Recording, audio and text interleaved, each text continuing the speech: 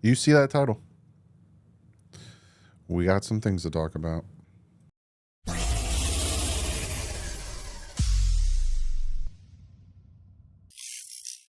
What is up, Fin fans? So, we lost yesterday. And it sucked. It sucked a lot. There's a lot that I want to address, especially when it comes to this offense, when it comes to Mike McDaniel, when it comes to Chris Greer, when it comes to a lot of things, because it is just not working. It's not working. It's not working for the Miami Dolphins. It's not working for this offense. And to me, again, a lot of people want to blame the defense. A lot of people will say, well, the defense isn't doing good and da-da-da. If you know the semantics of how certain things work, and if you know how the yin and yang of the offense and the defense work, and how, you know, the defense keeps giving the offense the ball and the defense keeps trying to help, and then the offense does nothing, and then it would have helped so much if we had a mediocre offense. And unfortunately, we don't. So what I want to do first is we'll kind of go over what Mike McDaniel said yesterday at the presser after the game. I'll go into some stats. Now, these stats aren't like, you know, oh, where the Dolphins ranked when it comes to Tua or the run game. No. Because I don't give a crap about that. That stuff doesn't matter at all. I don't give a crap about that. This is stuff that affects our wins, our losses, and all that other stuff. Let's go into kind of what Mike McDaniel said. Now, he talked about Skylar Thompson, and he has a chest injury, somewhat of a rib injury that was pretty painful. Skylar's not playing on Monday, and if Skylar plays on Monday, here's the first thing that kind of bothered me. Not in the game, but kind of the first thing as I sit back and reflect on everything. Skylar Thompson got hit. He took a bad sack to the point where he was down and out for like a hot minute. And he got up, and you could see he was hurt. And then the defense forced a 3 and out like they did, right? They 17-3 for a good 2.5 quarters of the game. For more than half of the game, it was 70-3. Literally, the Seattle Seahawks were like, here, try to win the game. And the Dolphins offense was just staring at the wall like, what? But Skylar goes out, and he was in pain. When he took that sack, he was in pain. And just so you know, if that was the Dolphins that sacked Geno Smith like that, we'd probably get a flag for roughing the passer, because we got it last year when our guy landed on him. Penalties wouldn't have mattered in this game because the offense sucked. Why would you put him back out there? You saw him come off the field and he's in pain. Why would you put him back out there? He was in so much pain that he didn't even get sacked. He got pushed and he couldn't move. Why would you put him back out there? Like, that made no sense to me at all. But he kind of talks about Skylar, blah, blah, blah, blah. I don't give a crap about that. McDaniel's hard on himself afterwards, as one would expect. I see the quarterback as an extension of the offense, and the offense is an extension of me. And 3 points, I've never won a game scoring 3 points. I think the only time a team has won a game scoring 3 points was the Steelers against the Dolphins in like 2006 in that rain game where they won 3-0. Collectively, starting with me, I just need to do better. We have to figure it out fast. I'm not looking for excuses. I don't think anybody in the locker room is. You have to look at everything. You have to find a way to give your team the best chance to win. In 2022, this is something that happened to us as well. We have to find a way to get better collectively. It's going to take a better effort from everyone, starting with myself. Why is this something that is now occurring in his brain? Now, obviously, he probably, is not thinking this now, but like, it's this offense, it's this head coach PR regurgitation of nonsense that I just can't stand at some points. This is a little side note, but like Morris, the head coach of the Falcons, said he didn't want to address the non-PI against Kyle Pitt with Kansas City, PI, because he didn't want to get fined. That's some BS. Like, you're going to fine a head coach for being critical of the refs when the refs missed a blatant call. Like, it's such BS that these head coaches can't say whatever they want. Like, it's such nonsense. But like, yeah, man, why this shouldn't be something where you're like, oh, I need to figure this out. Like, the offense has been anemic for 3 weeks. It's not like, oh, I'm sorry, my apologies. The offense has been anemic since the Jets game last year where we dropped 30-0 on them. Cowboys game, the offense was anemic. The Ravens game, the offense was anemic. The Baltimore Ravens, the Bills game, the offense was anemic. The Kansas City Chiefs game, the offense was anemic. Jaguars game, offense was anemic. Bills game, offense was anemic. And this last game, for 7 straight games, your offense could barely do anything, and this year can't do anything. And now you're going to sit here in week 3 and say, oh, it starts with me, or we got to get collective. We got to get better collectively. It's going to take a better effort from everyone. If you could tell, I'm kind of starting a little fed up of Mike McDaniel. McDaniel added the consistency has to be found from the nucleus. The guys who truly know the offense need to be on it. We need to get better fast. Every season, teams find a way to win games when their starters or even their backup is out. McDaniel blamed the overall execution of plays and said, I have to take a look at that harder, including myself, to look at what we're good at and how to play clean football. Bottom line is it has to be better. We have to do it immediately. Now, yes, 100%. Is the season over? From a diehard fan's perspective and from what we saw with this offense, it looks very much so. Right? Like the coffin is about here. So this is the side of the coffin here. The coffin's about here, right? It isn't closed yet and it isn't nailed shut, but it's like right here. We can look out and say, Mike, it's getting pretty flipping close, my dude. You got to figure it out so we can open that coffin. Right now, it's about here. Then it's going to close, and then you're going to nail it shut, and then the season's over. So it's not over, but it's getting pretty flipping close. There was so much in this game yesterday, though. Just like at one point, I don't think it was first or second down. I even said it in the live stream. Why Tyreek Hill wasn't on the field? Like, you have Tyreek Hill running these deep routes consistently to the point where the next play he's off the field. Like, almost every time. You have 2 of the best receivers. They're not the best. You have the best receiver and a top 15. Like, I would say we have top 20 best receivers in the NFL. 2 of them. And you're telling me you can't get this offense going? Now, I'm not even going to talk about the narrative that 2 is only good because of Mike McDaniel, 2 is only good because of the system, and 2 is only good because of the weapons around him. I'm not even going to talk about that because I was begging and pleading for me to be proven wrong that Tua helps this offense out drastically, because obviously he didn't help it out for about a game and a half this season, right? But I was begging for Skyler to come in and be like, hey, I got this. Even Tim Boyle, begging for it. Nothing. It's just nothing. Why didn't the Dolphins try a Hail Mary at the end of the first half? Thompson was sacked. You're trying to take a shot and make the defense defend. It's that situation last year. We got the defensive pass interference against the Chargers that led to a field goal. We tried the same thing. It didn't work. He is being nice. That is a nice answer from Mike McDaniel to protect his player. I could tell you right now the reason is because Skylar Thompson didn't throw the flipping ball. I'm telling you, when we break down the film tomorrow, I'm going to show you a plethora of times that Skylar Thompson probably had a dude if he just threw the ball.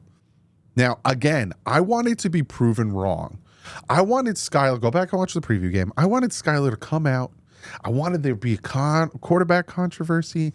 I wanted him to light it up. Like, come on, Skylar, do your thing, man. And he did exactly what he did for the past 2 years. A lot of people go into that playoff game. He almost beat Buffalo. He did not almost beat Buffalo. Stop saying that. Because those 2 interceptions that he threw gave Buffalo points. Well, if it wasn't for the drops, if he threw the ball correctly, those are touchdowns instead of having Jalen Waddle come back to the ball into a defender. Should have been caught. But it also didn't help that he was underthrowing the ball when he had, like, I wanted Skyler to be it. I wanted him, again, to cause a quarterback controversy. But he does not have it in him. He doesn't have it here, and he doesn't see a guy potentially being open, anticipation, and throw it to him to continue to get him open. People call that spot throwing.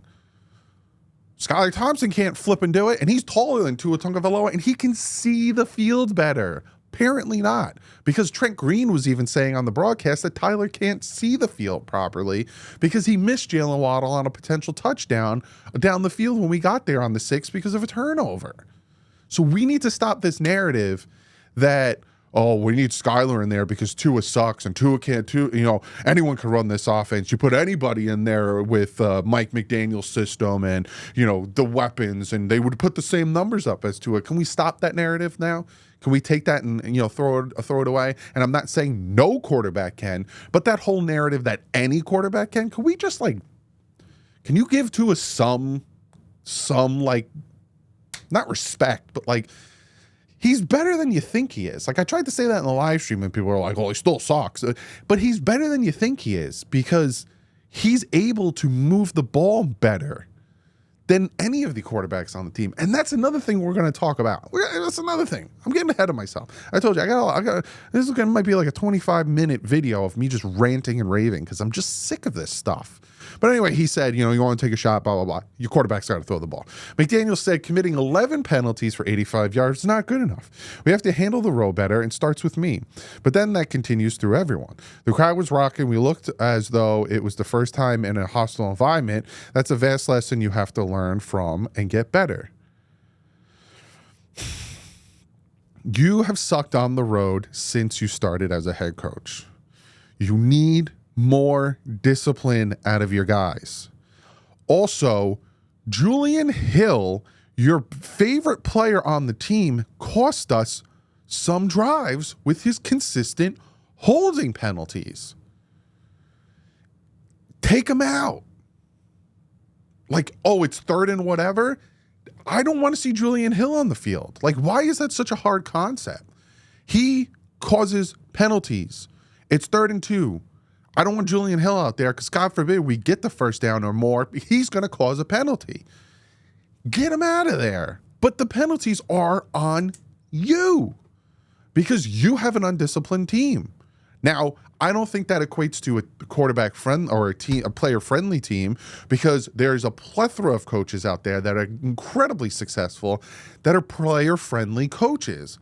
First one that pops in my head, Andy Reid. You think a player-friendly coach is going to have Travis Kelce bump him the way he did on the Super Bowl on national television? No, man, he is a player-friendly coach, but he does it right. McDaniel needs to do it right. Left tackle Teron Armstead got poked in the eye and is now in concussion protocol. You got to be kidding me. McDaniel said so is quarterback Kendall Fuller. These guys will not be playing on Monday. Any update was not provided on linebacker David Long Jr., who has a hamstring injury. He will not be playing on Monday. Cornerback Storm Duck, who's limping during the game, he probably won't be playing on Monday. So we're going to lose a lot of guys for Monday, but I'll talk about Monday's game on Friday. McDaniel and Tyreek Hill being limited to 3 catches for 40 yards. Give the Seahawks credit. They did some things to try to nullify him. This team needs him. I have to do a better job of getting him the ball. We have to do a better job of staying on the field, give our playmakers the ball. Also, there is other players on the field. It does hurt that we don't have a legit third receiver. Even though Estridge did do really well in spurts, but it does hurt we don't have a legit third receiver. But these next, they got to step up. But I will also, and again, we'll break down the film, we'll show that it has a lot to do with the quarterback not being able to see all that stuff. We'll get to that. Cornerback Jalen Ramsey spoke to reporters for less than a minute. Where does the team need to take it from here? Up a notch, he said, leaving it at that. What happened on the 71-yard DK touchdown reception, cover 2, Ramsey said, and leaving it at that. Javon Holland was faked out on the double move by Metcalf on that play. McDaniel said, the good news is we found our rhythm as a defense as the game pressed. Yeah, 100%. That cover two, that's, that's Javon Holland supposed to take him, and he did a move. Javon Holland ended up chasing DK, and you ain't catching DK, and that's how that all goes. So there's that. That's from Mike McDaniel's presser. So the Dolphins ran 28 plays in the first half. 28 plays in the first half. 20 were design plays, pass plays, with the worst starting quarterback in football. I'm going to read that to you one more time. The Dolphins ran 28 plays in the first half. 20 of them were design pass plays with the worst starting quarterback in football. They had 8 run plays in the first half. 8 with 28 together, 20 passing. And the Leonard Williams goes out. Brown goes out. Their star defensive tackles go out. But they consistently continue to throw the ball. Consistently continue to throw the ball. The Dolphins are the only team in the NFL to not hold a single hold the lead for a single second this season. Their lone lead, Jason Sanders' game-winning field goal versus the Jaguars, came as time expired. But here's the cherry on the top. The Dolphins defense has allowed 1 second-half touchdown and no field goals all season. A lot of people want to get on the Dolphins defense about that. I'm going to throw some nice good stuff in there for you guys when it comes to the Dolphin defense. Now, unfortunately, points are a thing, and they need to do better there. But if you look at some of the teams that are below the Dolphins that have more points on the season, defensive-wise, you got the Houston Tech. So the Dolphins are at 72 points altogether given up on defense for these past 3 games. Houston's below them. The Ravens are below them. The Raiders, the Cowboys, like these teams are supposed to be good defenses. But from what I saw, limiting the Bills and the Seahawks and even the Jaguars to like multiple innings with no points scored, it would help drastically if the offense was scoring points. Because for one, your defense isn't on the field all the time, and for 2, it forces the opposing offense to do something different. You're up by so much, you're up 17-3, you can lackadaisically run the ball. You can try this. We're going to try that. We're not in a rush. And whereas we're down by 3, we're down by 4. We want to score some points before the half. They get the ball after the half. We have to try to do something here. We have to try. That's where interceptions and fumbles and more of these things start to happen when the offense puts more points on the board and allows the defense to feast off of a lead.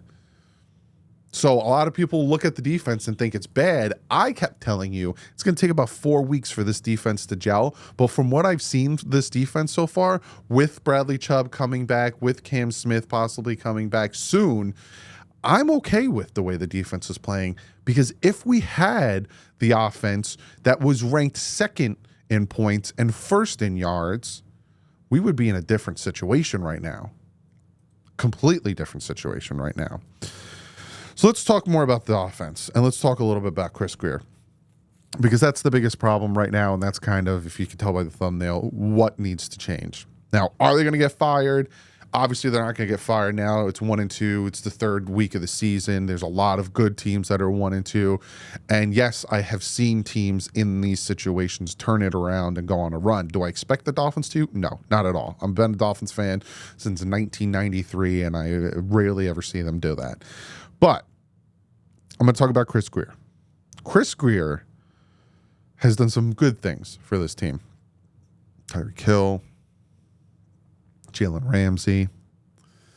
To me, drafting Jalen Waddle, I like that. Javon Holland, drafting Robert Hunt.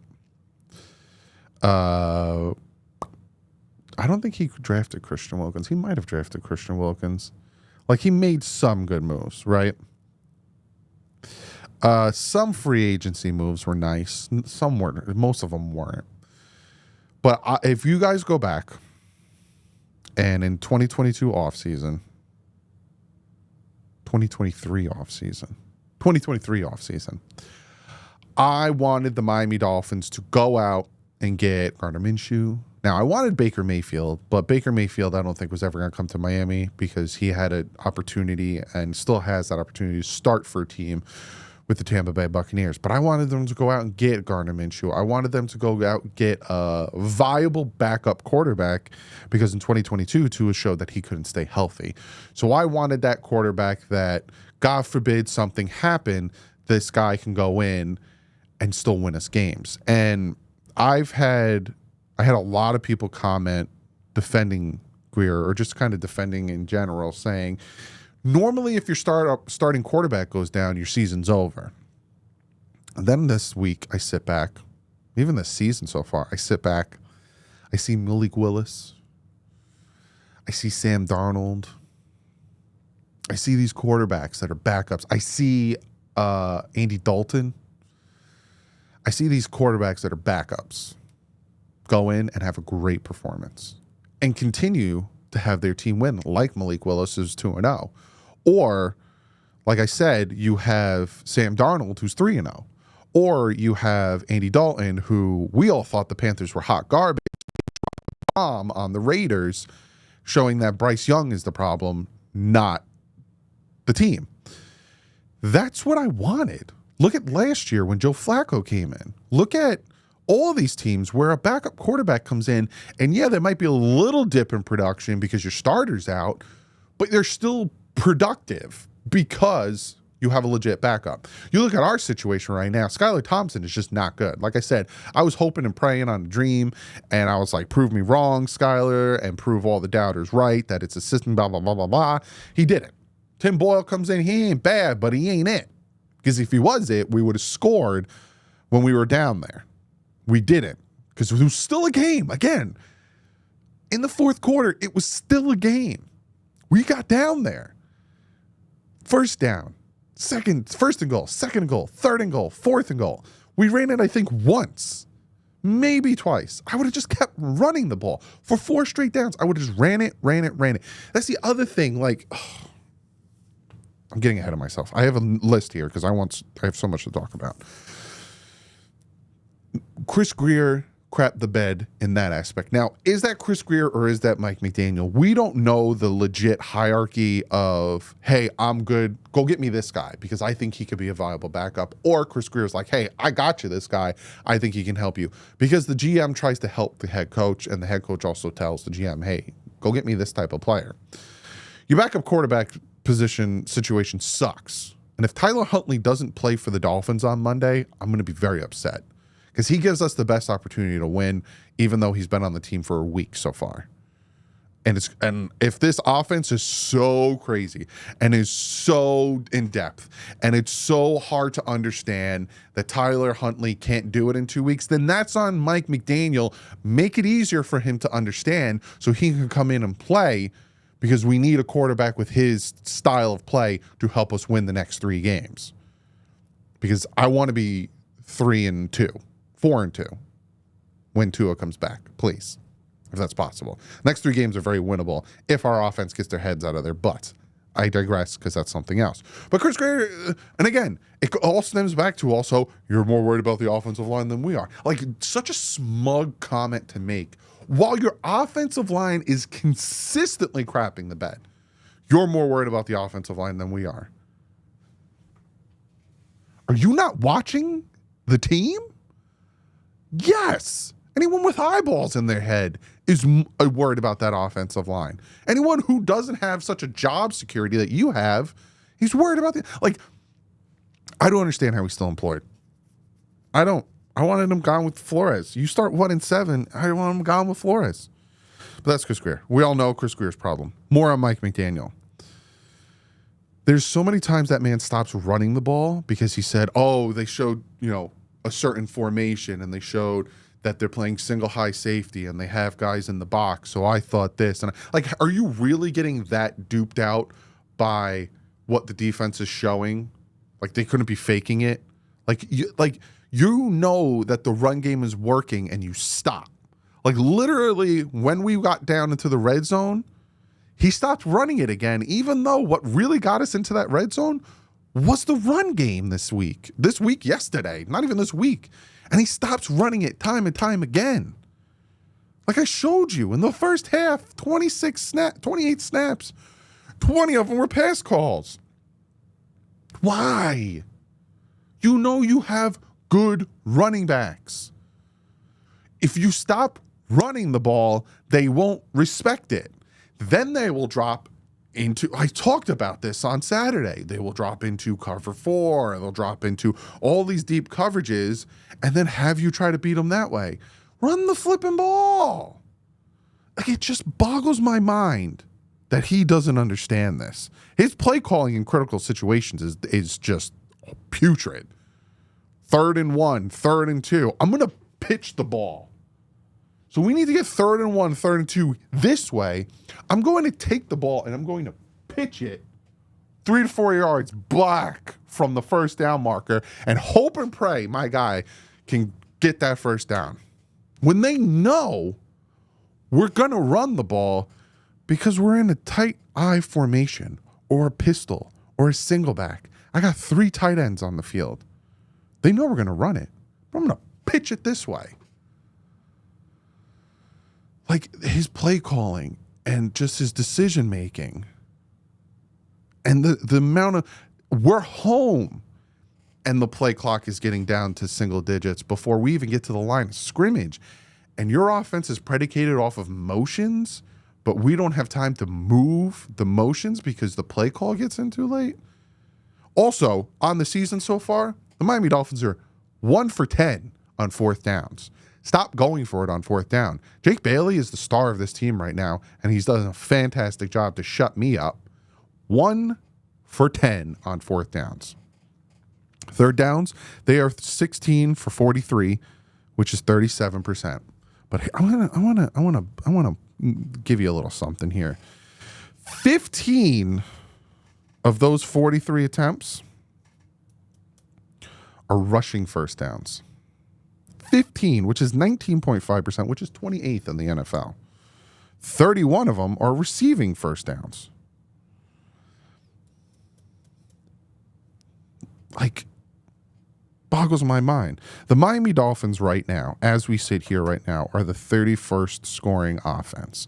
Last year when the season ended, they were 2nd. They are the 32nd point per game.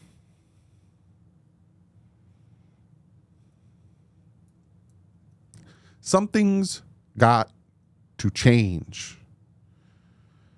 And I talked about this a while back with Brian Flores. When the Dolphins started 1-7, I didn't give a crap how the season ended.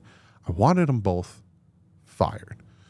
You cannot you cannot go 9-8, 10-6, and then start 1-7, especially with the amount of cap that they use, the amount of draft picks they use. You can't do it. Now I'm in the same boat. If the Dolphins start like 1-5, 1-6, 1-7, I want them fired. I might be jumping to conclusions. I might be talking drastic, but you don't go to back-to-back playoff appearances. You don't have an 11-win season, choke away the division, and then start with 1 win. The next 3 games are winnable. You're facing the Tennessee Titans that are bad. They are bad. You think we're bad? They're bad. Will Levis is bad. Well, they beat us last year. Yeah, that's because of Fangio. They're bad. You're facing the Patriots with Jacoby Brissett. You saw what happened with the Jets. Jets are a better team, but still, they are bad. And you're facing the Colts. We saw how their quarterback has been playing. Not great. The next 3 games are very winnable. If your offense can score some points, your defense is doing what it needs to, your offense needs to help. If the offense can score like a minimum of give me 21 points, the Dolphins will go 3-0 in the next 3 games. But if your offense continues to anemically play, the Dolphins will probably be, 1? We got 3 games left. We're sitting at 1-2. You're 1-5. And I'm going to start calling for heads to roll, because there's no way you're starting the season off like that when we had one of the best teams last year in football, and Chris Greer and Mike McDaniel just let a lot of them go. Now, Christian Wilkins, you ain't going to pay him that much. But like Connor Williams, playing for Seattle. He's healthy. He's playing right now. Didn't want to keep that, bridge open. Look at Andrew Van Ginkel killing it with the Vikings. Look at Robert Hunt doing fantastic with the Panthers. You couldn't have kept those three for a decent price. You would have paid. And then you could say, well, then, Doug, how do you give Tua his contract? How do you give Tyreek his contract? How do you give Ramsey's contract? You don't. These are the decisions that they should have made. I have said I was iffy about giving Tua his 5th year. Then they gave him his 5th year. And I was like, let him play on the 5th year, because he proved 1 year he could stay healthy. I need to see him get over that hump. Gave him the contract extension. It's not a big contract extension. Like I said, they have an out after 2025. But if you came to me and said, listen, we're going to have Tua play on his 5th. We're going to have Tyreek Hill and Jalen Waddle stay with their contract. We'll give Jalen Ramsey a contract extension, but we're going to keep Andrew Van Ginkel. We're going to keep Robert Hunt, and we're going to keep Connor Williams. I'd say do it, man. Fantastic. The interior of our offensive line would be fine. And we have Andrew Van Ginkel. Robert Jones is even doing really well. Makes no sense. Change needs to happen. Whether it's good change right now with the offense getting their heads out of their butts and they're playing well and we win the next 3 games and we go into the Arizona Cardinals game at home up 4-2, or we crap the bed, we're 1-5 and change happens. Comment below. Let me know what you guys think. I had a lot to talk about because this is ridiculous. Ridiculous that we go from 10-7 to 11-6 to now we're 1-2. This is a disgusting start for a team that should be way better than it is right now. Way better than it is. And I'm one to say I'd rather be surprised than let down. I didn't expect to blow these teams out, but I expected to beat at least Seattle and Jacksonville, which we beat Jacksonville, but we should have won against Seattle. They consistently were trying to give us the game. They had 2 turnovers. We had none. We had the ball in their 6-yard line, and we couldn't score. Comment below. Let me know what you guys think. I'll see you tomorrow in the film breakdown. But like usual, stay classy and fins up.